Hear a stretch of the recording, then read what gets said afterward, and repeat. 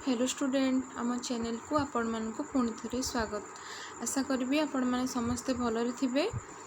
आज सेसन रे मु बंदीर वीर व्यथा जहाँ +2 सेकेंड ईयर रो कंपलसरी ओडिया बहीर पद्यांश गोटे रही तार प्रश्न उत्तर संपर्क में आलोचना करने जाऊँगी।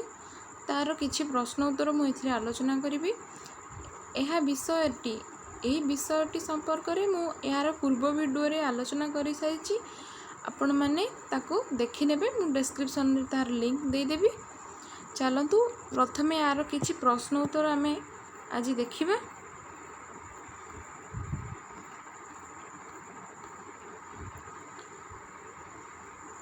किछि एमसीक्यू टाइप रो प्रश्न उत्तर अच्छी ताको देखिबा। कहिछि नाना रंग चंद्र आतपे आच्छादित अंबर। आमे पढ़ी पद्यटी संपूर्ण भाव में पूर्व वीडियो रे। एठारे अंबर अर्थ कौन पिला माने अंबर अर्थ तुम जानी अंबर अर्थ लुगुआ चांदुआ आकाश सूर्य ए भितर कौटी अंबर अर्थ हम आकाश। आकाशर गोटे प्रतिशब्द अंबर। सेपरी कही सूर्यास्त समय रे गछ गुड़िकर छाई लंबी थिबारु कवि कौन कल्पना करुछंती। आमे पढ़ी सूर्यास्त समय रे गछ गुड़िकर छाई लंबी जाइकी कौन करुछंती ना सूर्य जो अस्त होउछंती तांको पादरे से प्रणाम जणाउछंती। से कौन करुछंती गछ माने अंधार को जाबुड़ी धरिछंती। गछ माने सूर्य को पादरे प्रणाम करुछंती। गछ माने गर्व फुली उठुछंती। पराधीनता परी अंधकार व्यापी जाउछि। कौन हम गछ माने सूर्य को पादरे प्रणाम जणाउछंती जेतेबेले सूर्य अस्त हो जाउछंती। विषयटी आमे पूर्व अध्याय पढ़ी पूर्व वीडियो रे। से वीडियोटी को देखि नियंतु संपूर्ण भाव में बुझी आसीजिबो और समस्त प्रश्नर उत्तर मध्य आपण माने दे परिबे। सूर्यास्त कालीन मृदु समीरण को कवि कहा सहित तुलना करिसेंती। सूर्यास्त समय रे जो मृदु समीरण समीरण अर्थ पवन जो पवन बहुतला ताकू कवि कहा सहित तुलना करछंती। पति पत्नीर कलह प्रेम अस्पष्ट गिरी नायक नायिकार मिलन प्रेमिकर भर्सना। पिला माने एठी हमर कौन हम प्रेम अस्पष्ट गिरी पद्यांशटी को देखिले आपण माने जानि परिबे। सेतिरे लेखा अछि प्रेम अस्पष्ट गिरी आमर मृदु सूर्यास्त कालीन रे मृदु समीरण किपरि बहुची बा मृदु समीरण को कवि कहा सहित तुलना करछंती प्रेम अस्पष्ट गिरी सहित तुलना करिसेंती।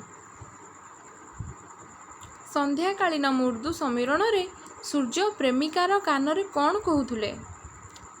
जेतेबेले एठारे सूर्यंकर प्रेमिका किए आमे पढ़ी पूर्व दिग बा प्राची जहाँ कि पूर्व दिग बोली कहूँ। जेहेतु पूर्व दिगरु सूर्य छाड़ी ताकू पश्चिम दिगरे उदय अस्त होउचंती तो सेतेबेले गोटे विरह दृश्य कवि अनुभव करि पारिछंती। ताकू ही से कहउचंती सूर्य को से एठारे प्रेमिक बोली भाबिचंती आ पूर्व दिग को प्रेमिका बोली भाबिचंती बा कल्पना करिछंती। तो कौन कहिचंती ना संध्याकालीन मृदु समीरण रे सूर्य प्रेमिकार कान रे कौन कहउथले शीघ्र फेरी आसीबी आउ फेरिबिनी विरह अभिसंवादित फेरिबारे विलंब हबो। कौन कहउथले ना सूर्य कहउथले मु शीघ्र फेरी आसीबी। तर ऑप्शन 1 टा हमर ठीक हबो। अनुभवीर नेत्र रे कौन देखा जाए। जड़े अनुभवीर नेत्र रे कौन देखा जाए प्रेमिकार लास्य प्रेमिकार स्वीकृति प्रेमिकर आनंद भितर विषाद रेखा प्रेमिकर अहंकार। एठार पिला माने ऑप्शन सी हबो राइट आंसर प्रेमिकर आनंद भितर विषाद रेखा। एठारे अनुभवी नेत्र किए आमर कवि गोपबंधु दास सी अनुभव करि परिछंती जो आनंद भितर विषादर रेखा जो प्रकृति रे देखा देछि। सूर्य अस्त होगा समय रे जो आनंद भितर जो विषाद रही से पूर्व दिग को छाड़ी पश्चिम अस्त होउचंती जो विषाद रही ताकू केवल अनुभवीर नेत्र कवि केवल ही अनुभव करि पारिछंती। जेहेतु सी सही समय दे गति करुछंती जेहेतु सी हजारीबाग जेल रे सेतेबेले बंदी अछंती से तांकर प्रियजन मानकू मने पकाउछंती तेणु करी से सही अनुभव को प्रकृतिर जो विषाद रेखा से अनुभव करि पारिछंती जो संध्या समय दृश्य को से अनुभव करि पारिछंती। बंदी गोपबंधु को ବନ୍ଦୀ ଗୋପବନ୍ଧୁଙ୍କ ପ୍ରାଣରେ କେଉଁ ଦୃଶ୍ୟ କଷ୍ଟ ଦେଉଥିଲା? କେଉଁ ଦୃଶ୍ୟ କଷ୍ଟ ଦେଉଥିଲା? ଅନ୍ୟ ଜଣେ ବନ୍ଦୀ ପ୍ରତି ଅତ୍ୟାଚାର, ନା ସନ୍ଧ୍ୟାର ବିରହ ଦୃଶ୍ୟ, ଅନ୍ତକାଳୀନ ସୂର୍ଯ୍ୟର ସ୍ନିଗ୍ଧ କିରଣ, ନୀଳ ବାହୁଡ଼ା ପକ୍ଷୀମାନଙ୍କର ଆଗମନର ଦୃଶ୍ୟ। ପଢ଼ିଛନ୍ତି ପିଲାମାନେ ଆମେ କେଉଁ ବିଷୟରେ? ନା ସନ୍ଧ୍ୟାର ବିରହ ଦୃଶ୍ୟକୁ ହିଁ କବି ଏଠାରେ ବର୍ଣ୍ଣନା କରିଛନ୍ତି। ଆମର କ'ଣ ହେବ? ଅପସନ୍ 2 ହେବ କରେକ୍ଟ ଆନ୍ସର୍। ପ୍ରଣୟ ପିଉଷରେ କ'ଣ ମିଶିଛି? ପିଲାମାନେ ଆମର ପଦ୍ୟାଂଶରେ ପୁରା ଲେଖା ଅଛି ଲାଇନ୍ରେ, ପ୍ରଣୟ ପିଉଷରେ ବିରହ ବିଷ ମିଶିଛି। ମାନେ ଆନନ୍ଦ ଭିତରେ ବି ବିଷାଦ ରେଖା ଟଣାଯାଇଛି। ତାହେଲେ କ'ଣ ହେବ ଆମର? ମିଳନ ଅମୃତ, ନା ବିରହ ବିଷ, ନା ପ୍ରତିକ୍ରିୟାର ହଳାହଳ, ନିର୍ଯାତନାର କୁଟିଳତା? ଆମର ବିରହ ବିଷ ହେବ। ପ୍ରଣୟ ପିଉଷରେ ବିରହ ବିଷ ମିଶିଛି। କବିଙ୍କ ତାପିତ ଅନ୍ତରରେ କିପରି ସାନ୍ତ୍ୱନା ଆସିବ ବୋଲି ସେ ମନେ କରିଛନ୍ତି?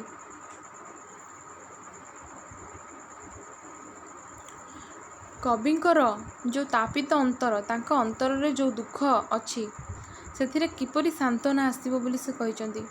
ଜେଲ୍ ଭିତରେ ରହିଲେ, ନା ମୁକ୍ତି ପାଇଗଲେ, ନା ପ୍ରକୃତି ମଧ୍ୟରେ ସମହୃଦ ବେଦନା ଦେଖିଲେ, ନା ସିପାହୀ ତାଙ୍କୁ ଜେଲ୍ ଭିତରେ ଆବଦ୍ଧ ନ କଲେ?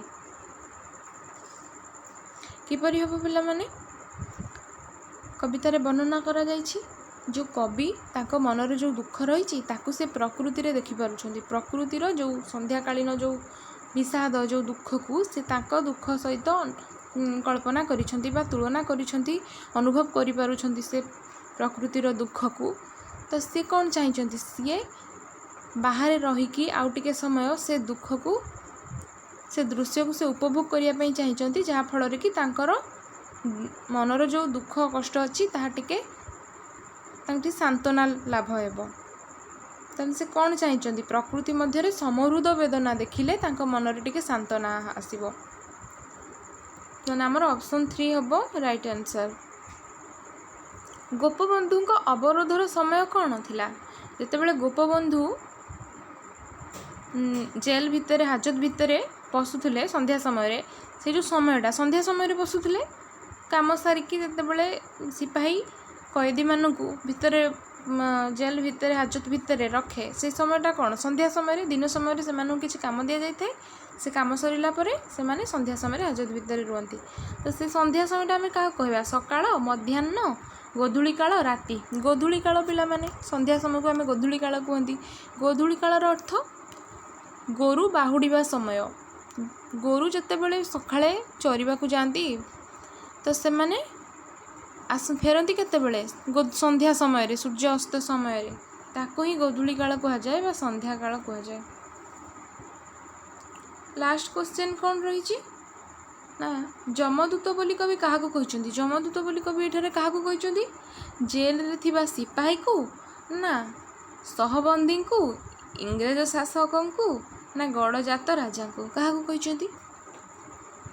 ଯମଦୂତ ବୋଲି କବି ଜେଲରେ ଥିବା ସିପାହୀକୁ କହିଛନ୍ତି। ସିପାହୀ ଯେହେତୁ ତାଙ୍କୁ ହାଜତ ଭିତରେ ପୁରେଇବା ପାଇଁ ତରତର ହେଉଛି, ସେ ଯେହେତୁ ତାଙ୍କୁ ହାଜତ ଭିତରେ ରଖିବାକୁ ଚାହୁଁଛି, କିନ୍ତୁ ଗୋପବନ୍ଧୁ ସିପାହୀକୁ ଅନୁରୋଧ କରିଛନ୍ତି, ରହ ଆରେ ସିପାହୀ, ମୁଁ ଆଉ କିଛି କ୍ଷଣ ରହି ପ୍ରକୃତିର ଏଇ ବିଷାଦ ଦୃଶ୍ୟକୁ ମୁଁ ଟିକେ ଅନୁଭବ କରିବି, ଯାହାଫଳରେ କି ମୋ ଅନ୍ତରରେ ଥିବା ଯେଉଁ ଦୁଃଖ ଟିକେ ସାନ୍ତ୍ୱନା ପାଇବ।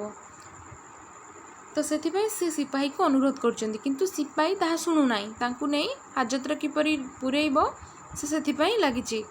ତ ସେଥିପାଇଁ ସେ ତାଙ୍କୁ ଯମଦୂତ ସହିତ ତୁଳନା କରିଛନ୍ତି। ତ 10 ନମ୍ବରର ଆମର ଆନ୍ସର୍ ହେବ ଜେଲର ସିପାହୀ। ତ ପିଲାମାନେ ଇଏ ଥିଲା ଆମର MCQ ଟାଇପ୍ର କ୍ୱେଶ୍ଚିନ୍, ଯାହାକି ସଂକ୍ଷିପ୍ତ ଉତ୍ତର, ଯାହା ସମ୍ପର୍କରେ ଆମେ ଆଲୋଚନା କଲେ। ଏହାର ବାକି ପ୍ରଶ୍ନ ଉତ୍ତର ଆମେ ଆଉ ଗୋଟେ ଭିଡ଼ିଓରେ ଆଲୋଚନା କରିବା। ତ ଆଜିର ଭିଡ଼ିଓ ସେସନ୍କୁ ମୁଁ ଏଇଠି ରଖୁଛି।